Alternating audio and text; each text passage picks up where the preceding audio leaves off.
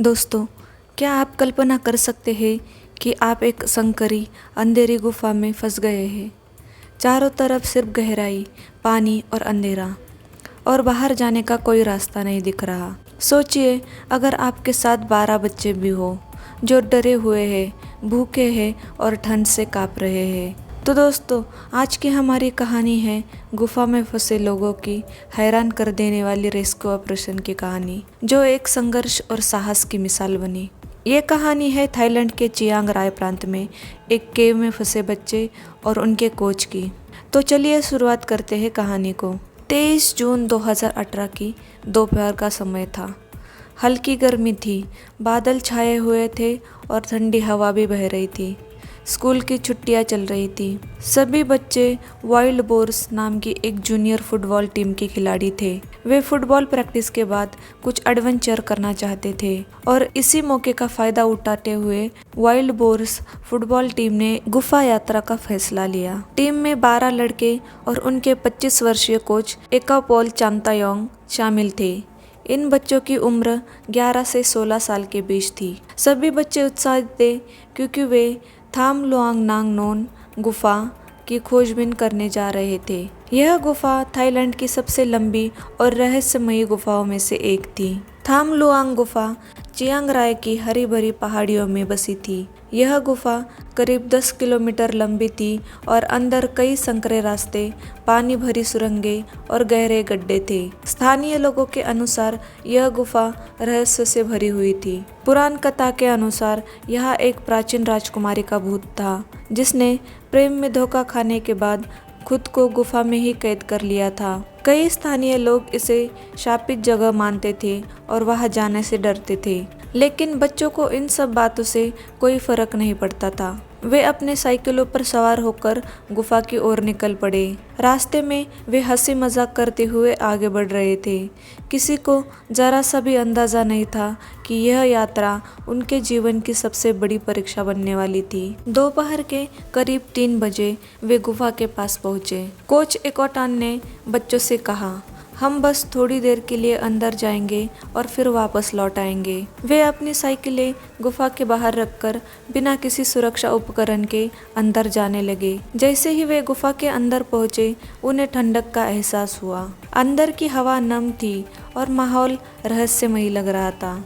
गुफा के दीवारों पर अजीबोगरीब आकृतियां बनी थी, जैसे किसी प्राचीन सभ्यता ने इन्हें उकेरा हो। लेकिन बच्चों को इससे कोई डर नहीं लगा। वे खिलखिलाते हुए आगे बढ़ते गए। वे गुफा में करीब 3 किलोमीटर अंदर पहुंच चुके थे। तभी अचानक गुफा के अंदर एक अजीब सी आवाज़ गूंजने लगी। जब कोच एकोपान ने दीवारों को ध्यान से देखा तो उन्हें एहसास हुआ कि यह आवाज़ गुफा के अंदर की नहीं थी, यह बाहर हो रही बारिश की आवाज़ थी। उन्होंने तुरंत बच्चों से कहा कि हमें जल्दी बाहर निकलना चाहिए। लेकिन जब वे बाहर जाने लगे तो उन्होंने देखा कि गुफा के रास्तों में तेजी से पानी भरने लगा था। बारिश इतनी तेज थी कि चंद मिनटों में ही गुफा का प्रवेश द्वार जलमग्न हो गया और बच्चों ने देखा कि बाहर निकलने का रास्ता पूरी तरह पानी के सैलाब में डूब चुका था और अब वे फंस चुके थे। कोच इकोपान को तुरंत समझ आ गया कि उन्हें पानी से भरे रास्ते को पार करना मुश्किल था। उन्होंने तेजी से एक महत्वपूर्ण फैसला लिया और कोच इकोपान ने सबको शांत करने की कोशिश की और कहा, हम अभी नहीं निकल सकते, हमें अंदर ही कोई ऊंची जगह ढूंढनी होगी जहां पानी ना पहुंचे। वे धीरे धीरे गुफा के अंदर एक संकरी चट्टान पर चढ़ गए जहां से पानी नहीं पहुंच सकता था। लेकिन अब सबसे खतरनाक जंग शुरू हो चुकी थी। वो थी जिंदा रहने की जंग। पानी लगातार बढ़ रहा था। चारों ओर सिर्फ अंधेरा, ठंड और घबराहट थी। कोच इकोपान ने अपने डर को छुपाते हुए बच्चों को शांत किया। वे धीरे धीरे गुफा के अंदर ही एक ऊंचे चट्टान वाले हिस्से पर चढ़ गए। लेकिन अब एक और समस्या थी, जो थी भूख और प्यास, क्योंकि वहां पर कोई खाना नहीं था। ऐसी समस्या में कोच इकोपाल ने बच्चों को बौद्ध ध्यान यानी मेडिटेशन सिखाया, जिससे वे घबराने से बच सके। मेडिटेशन से उनकी सांस लेने की प्रक्रिया नियंत्रित रही, जिससे शरीर को कम ऑक्सीजन की ज़रूरत पड़ी और वे ऊर्जा बचा सके। इससे बच्चों का मानसिक तनाव कम हुआ और पैनिक अटैक की संभावना टल गई। लेकिन बच्चों की हालत लगातार बिगड़ रही थी। लेकिन इस कठिन परिस्थिति में कोच ने धीरज से काम लिया और जब तक मदद नहीं मिल जाती तब तक जीवित रहने की रणनीति बनाई। सबसे पहले उसने पानी का संग्रहण किया। गुफा की छत से टपकते पानी को उन्होंने अपने पीने के लिए इस्तेमाल किया। यह पानी उनकी प्यास बुझाने का एकमात्र सोर्स था। उनकी दूसरी रणनीति थी भोजन की कमी। उनके पास कोई भोजन नहीं था, जिससे उन्हें भूख का सामना करना पड़ा। इस स्थिति में उन्होंने अपनी ऊर्जा को बचाने के लिए कम से कम शारीरिक गतिविधि की। तीसरी रणनीति थी मानसिक धैर्य। कोच ओकापॉल चांतावोंग ने ध्यान और मानसिक स्थिरता के लिए बच्चों को मेडिटेशन सिखाया, जिससे वे घबराकर और चिंता से बच सके। चौथी और आखिरी थी सकारात्मक सोच। टीम ने एक दूसरे का हौसला बढ़ाया और यह विश्वास बनाए रखा कि उन्हें जल्द ही बचा लिया जाएगा। कोच ने बच्चों को बताया कि रेस्क्यू टीम जरूर आएगी और उन्हें बाहर निकाला जाएगा। उन्होंने कहा कि अगर उन्हें एक दूसरे का साथ देना चाहिए और डर के बजाय धैर्य रखना चाहिए। सभी बच्चे एक टीम की तरह काम कर रहे थे।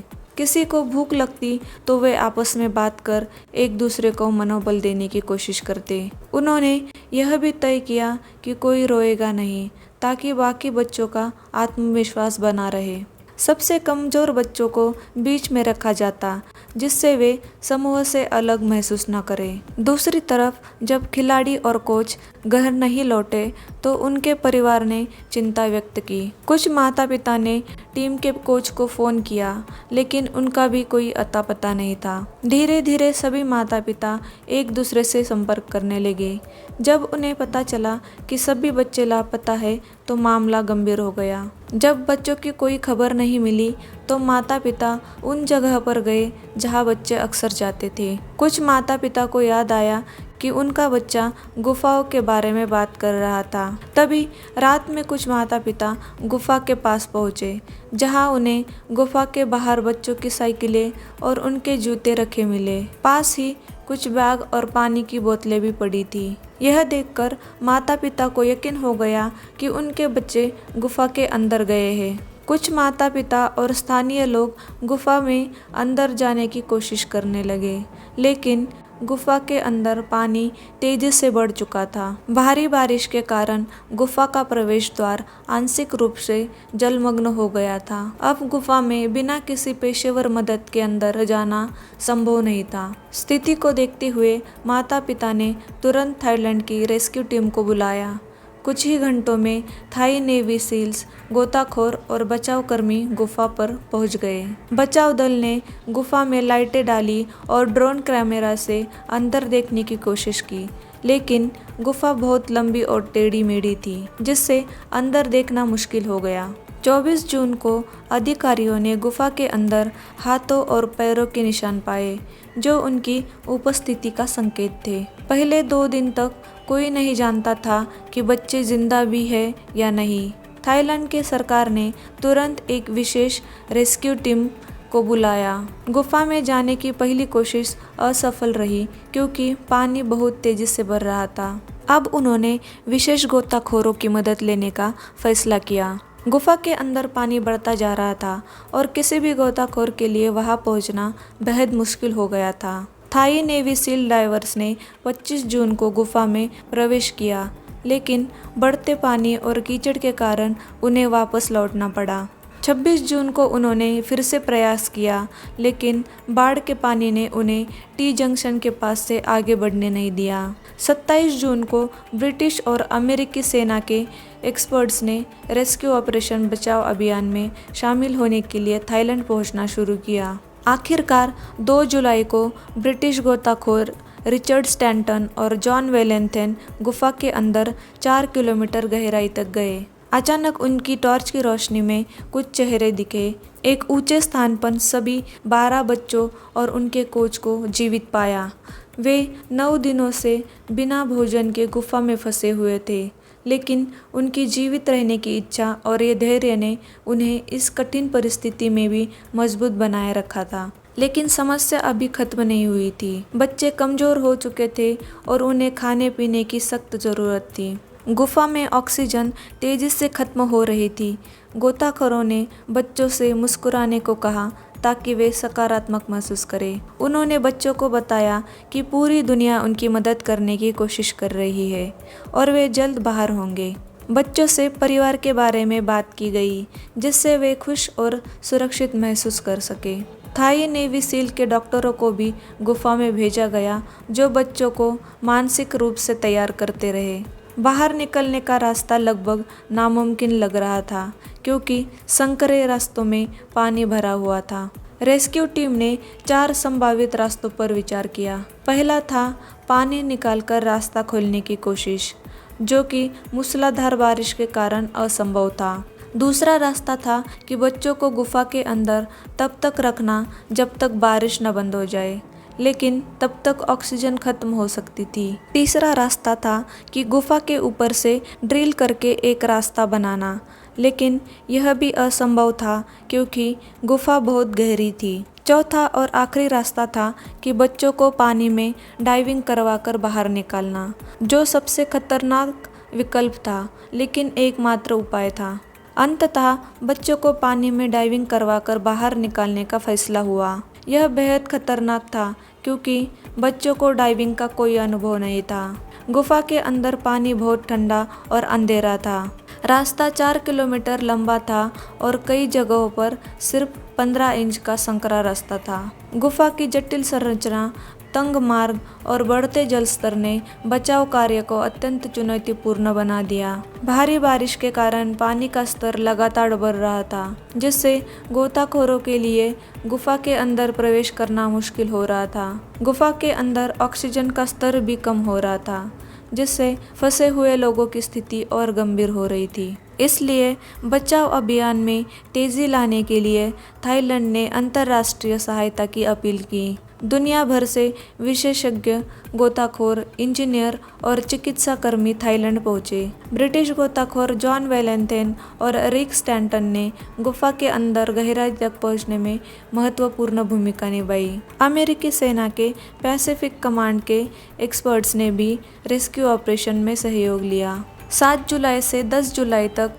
थाईलैंड नेवी सील्स और 90 अन्य विशेषज्ञों की टीम ने बच्चों को बाहर निकालने का प्रयास शुरू किया। इसके लिए उन्हें विशेष तरीके से ट्रेन किया गया।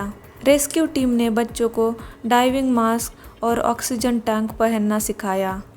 यह सुनिश्चित किया गया कि मास्क पूरी तरह फिट हो ताकि पानी अंदर न जाए। पानी के अंदर कैसे सांस लेनी है, यह भी बच्चों को सिखाया गया। धीमी और गहरी सांस लेने की तकनीक सिखाई गई, जिससे वे घबराहट से बच सके। अगर मांस में पानी आ जाए तो कैसे उसे निकालना है, यह भी सिखाया गया। गुफा के अंदर कुछ जगहों पर पूरा अंधेरा था। बच्चों को आंखें बंद करके तैरने और बचाव दल का हाथ पकड़कर चलने की ट्रेनिंग दी गई। पहले उन्हें एक विशेष बेहोश करने वाला इंजेक्शन दिया गया ताकि वे घबराए नहीं। बच्चों को फुल फेस मास्क पहनाया गया। बच्चों को बताया गया कि यह एक मिशन की तरह है, जिसमें उन्हें बस आराम से तैरना है और मास्क नहीं हटाना है। इससे बच्चों को डर कम हुआ और वे बाहर निकलने के लिए मानसिक रूप से तैयार हुए। बच्चों को इस तरह पकड़ा गया कि उनका सिर हमेशा पानी के ऊपर रहे। बेहोशी के कारण कोई भी बच्चा अचानक हरकत नहीं कर सकता था, जिससे रेस्क्यू आसान हुआ। बच्चों को सुरक्षित निकालने के लिए बचाव दल ने हर संभव सावधानी बरती। हर बच्चे को 2 अनुभवी गोताखोरों के बीच रखा गया। एक गोताखोर बच्चों को सामने से पकड़ता था, दूसरा पीछे से सुरक्षा देता था। गुफा में रास्ता दिखाने के लिए एक रस्सी बिछाई गई थी। गोताखोरों ने बच्चों को रस्सी पकड़कर आगे बढ़ने को कहा ताकि वे रास्ता ना भटकें। गुफा में ऑक्सीजन कम हो रही थी, इसलिए हर कुछ मीटर पर ऑक्सीजन सिलेंडर रखे गए। बच्चों के टैंक को बीच बीच में बदला गया ताकि वे सुरक्षित रूप से बाहर निकल सके। हर बच्चे को लगभग 4 घंटे का सफ़र तय करना पड़ा। बच्चों ने धीरे धीरे तैरते हुए पानी के अंदर सफ़र किया। गोताखोरों ने उनकी गति को नियंत्रित रखा ताकि कोई समस्या न हो। कुछ जगहों पर गुफा बहुत संकरी थी, जहाँ सिर्फ एक व्यक्ति ही गुजर सकता था।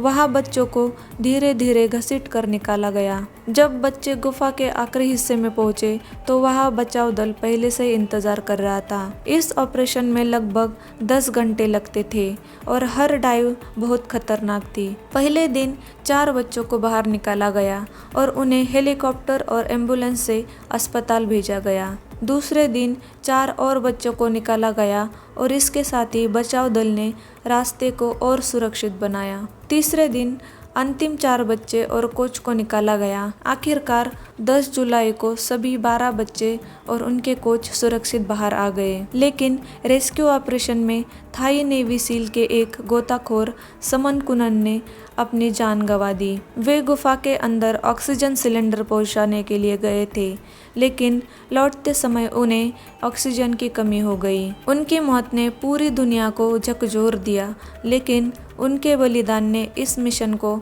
सफल बनाने में अहम भूमिका निभाई। इस घटना के बाद बच्चे न केवल शारीरिक बल्कि मानसिक रूप से भी मजबूत बन गए।